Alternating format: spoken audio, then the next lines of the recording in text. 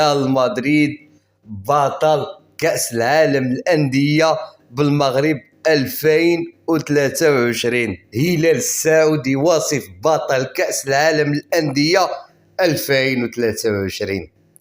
وهذه هي الفرحة. كنا كنتمنوا جوج الفرق عربية في النهائي، ولكن هذه هي كرة القدم. مبروك للفريق الهلال السعودي ومبروك للفريق ريال مدريد. ودابا هذه هي اللحظة الختامية. روعة المشهد، شي حاجة ماشي عادية. المغرب كامل احتفل، الرباط كانت مبلبلة، العاصمة ديما بالتوفيق لكل الفرق العربية، وكل عام نجمعوا فريق عربي في النهائي.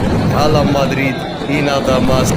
تابونا في لاشين وتسنى الفيديو اللي ماجي، والسلام عليكم.